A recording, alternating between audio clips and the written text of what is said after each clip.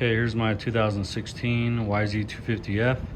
I have an oil leak coming from the right crankcase cover, and I haven't seen a video on just tearing down the bottom end just for the purpose of replacing the gasket of that case cover. So that's why I'm making this video, to hopefully help anybody else out if that's all you're intending to do. So I will have to remove the rear brake pedal, kickstart lever, and what I'm hoping to do is bypass having to remove the clutch cover and the oil pump cover, so I don't have to replace those gaskets.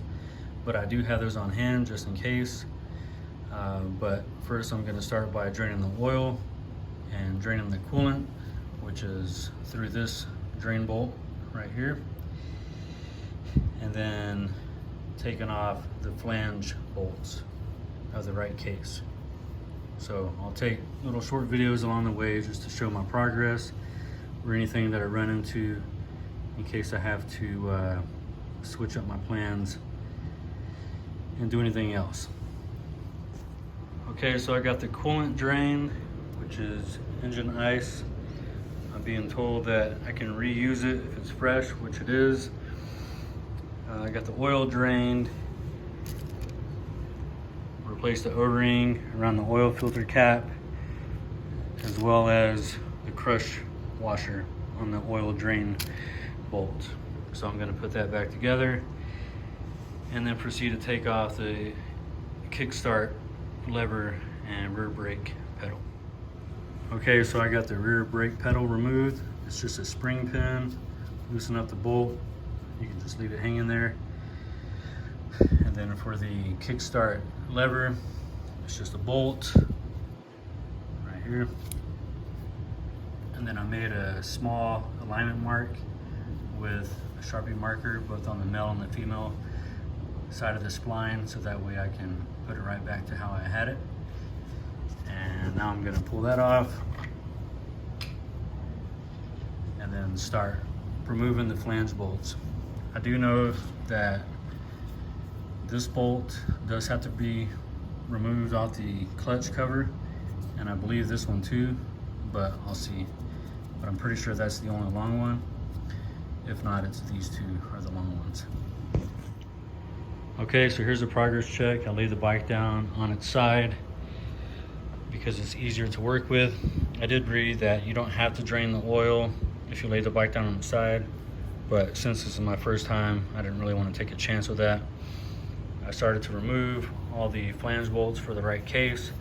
This is the only clutch cover bolt that is long that you have to remove, and the rest are on the right case cover. And the only issue I ran into so far is this flange bolt right here is being blocked by the water pump hose mount. So I just removed the hoses and put a wrench on it, loosened it up. It's going to stay in place, and I'll separate it like that. Again, I'm trying to avoid having to remove the clutch cover and the water pump cover, so I can save those gaskets for another time when they're actually leaking. So yeah, I'm just kind of deviating. And just an FYI, all the flange bolts, filter bolts, all these 8mm bolts are 86.5 inch-pounds for torquing. And I laid out the bolts in the same pattern as the case cover, so that way I can put it back together without any guesswork. All right, so there you have it. My mystery is solved. You can remove the inner case cover without removing the water pump or the clutch cover. And I'm going to go ahead and replace this O-ring right here, and that's for the water pump. And this is what I'm working with. So it's the inner case cover. I'm going to go ahead and clean up both maiden surfaces at the flange, just to make sure that there's a nice even contact on this paper gasket. And here's my O-ring, OEM O-ring for the water pump. And the original paper gasket came out very nicely. It didn't leave anything behind. The other thing too that you have to look for is these dowel pins. So you have one right here, so that comes out, and one right here. So just leave those in place and you should be good to go. Just put on the paper gasket after you clean it, put the cover back on, bolts back on. More to come.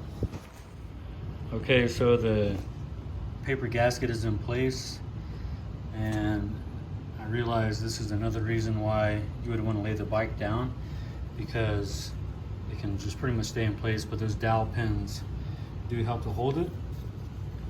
But as far as it looks, all the bolt holes are lined up. Now I'm going to go ahead and put the inner case cover back on and tighten up the bolts. Okay, so I got the inner case cover back on.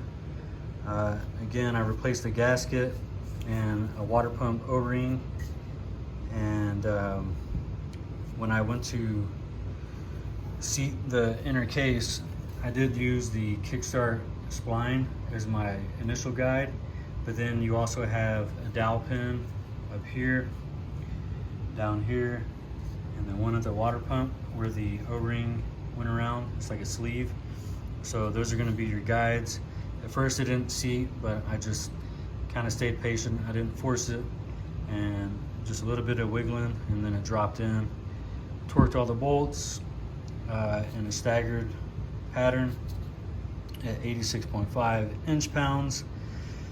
Put the coolant tubes back on, and now I'm going to put on the rear brake again, as well as the kickstart lever, and then as an added bonus, a new clutch lever or pedal, gear shifter.